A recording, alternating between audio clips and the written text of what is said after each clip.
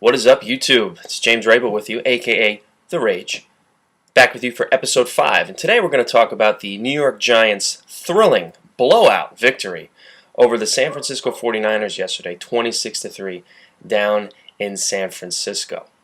Now, to get things started off, I thought that this was going to be a really, really good game, almost like a carbon copy of the NFC Championship game that we saw last year. Gritty, grinded out, basically like a slugfest. And we got the complete opposite almost. It started out a little auspiciously for the Giants. San Francisco came out playing real well. Their defense was playing real well. And it didn't, and that momentum did not carry over for the entire game. So there's only a couple points I really want to hit home. We all saw the game yesterday. I'm not here to break down the game film, if you will. I'm not qualified to do that. But just a couple points that I want to hammer home. The Giants defense played outstanding, especially from the second half on. It took them a little while to get going in this game, just in general, offensively, defensively. But once the second half rolled around, the Giants defense just was relentless. They sacked Alex Smith 6 times, forced him to throw 3 interceptions. Just crazy, including 2 interceptions by on-trail, at the end of the day, role. Jason Pierre-Paul had 2 sacks. It was just a great defensive effort by the Giants. And it's amazing. It doesn't matter who's hurt, who's not playing well, who's out of the lineup. Tom Coughlin finds a way to rally his troops, and they find a way to win with who they have that day. And that's a mark of a really, really good team and an excellent coach. So props to Tom Coughlin. And I think the biggest turning point in this game was the end of this first half and the beginning of the second half. Just think about this for a second. It's 10-3, the Giants are up. San Francisco's already missed a field goal. And now we're at the end of the first half, and San Francisco blocks one of Lawrence Tynes' kicks, and they're in position now to kick their own field goal with a chance to make it 10-6 going into the half, grab some of that momentum. And Akers misses. So now Akers misses. The Giants go from sweating it out to going from a 4-point potential, just a 4-point lead to now a 7-point lead. And now they have the momentum. And what do? First play on the return, second half, David Wilson, 66-yard return. Turns into a 1-yard Ahmad Bradshaw touchdown run. And that was all she wrote from there, because Alex Smith's play declined. The entire San Francisco team play declined, and the Giants just took it away from there. So that was your turning point right there. Akers makes that kick. It's a 4-point game, and the Niners, even though they're kicking to the Giants to start the second half, they have the momentum. What could have been a bigger deficit, they had trimmed now to 4 points, but they missed the kick. So I felt that was a big turning point in the game.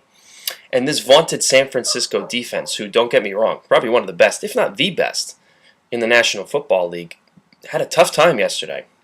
Just think about it. So here's some nuggets that ESPN put out and other people have put out, but I think are real interesting. The Niners haven't allowed a 100-yard rusher in almost 3 years. You got to go back to November 8th, 2009 against the Tennessee Titans and Chris Johnson. Remember him?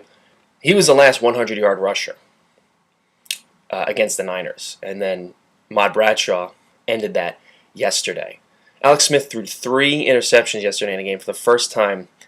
Same time frame, 3 years. Got to go back to November of 2009. Once again, a 23-17 loss to the Philadelphia Eagles was the last time he threw 3 picks in a game. So the Niners, who are consistently good, always put out a strong effort, had a real big hiccup game yesterday. And it's very surprising for a team that's coached by Jim Harbaugh. I don't know if they were more concerned about settling their unfinished business from last year, because the Niners felt like they were robbed almost of a chance to go to the Super Bowl because of some questionable calls in that championship game, including that Kyle Williams fumble in the game. I don't know if Harbaugh got caught up with some of the comments that were made midweek between the two teams. I don't even remember exactly what the comments were, but I do know that there was some back and forth in the media. I don't know what they got caught up in. And I don't know if maybe they felt like, we had just outscored our last 2 opponents 79-3. We're going to blitz through the New York Giants. That wasn't the case. So So it's not a typical. It's a very the words escape me right now. It was a surprising loss for the 49ers. And the last point I want to kind of hammer home a little bit is the Giants' inefficiency in the red zone. We all know that their offense is predicated and revolves around the pass. They have a decent, I don't want to say good, they have a decent running game.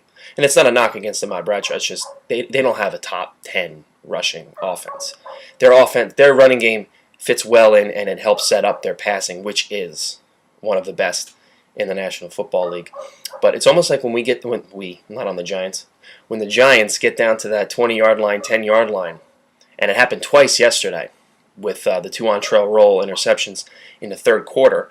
Giants got down to the 10, to the 5, and they couldn't do anything with it. They got stuck. It's almost like they were too close to throw the ball. But it's not something that just happened yesterday. It's a theme with Tom Coughlin's offense, with Kevin Gilbride as the offensive coordinator. They just have a tough time punching it in when they're in the red zone. Their play calling just disappears. Their creativity just disappears once they get that close. So it's something to look at. That was one of the things I took away from it yesterday. It's always good to get points off turnovers, but how many chances are you going to get where you're that close and squander touchdowns? So that's something to look at going forward, because there may be a time later down the road against a tougher opponent where you're going to need those 7 points, and you come away with 3. It could come back to bite you. But hindsight's always 20/20. So that's going to wrap it up for the New York Giants 26-3 win over the San Francisco 49ers and my thoughts on the game. Comment below. Let me know if you agree, disagree, or if I forgot something that I should have talked about. Anything. Comment below, like, share with friends, subscribe, all that fun stuff, and we'll see you next time. Oh, FYI, today's videos, I did 2.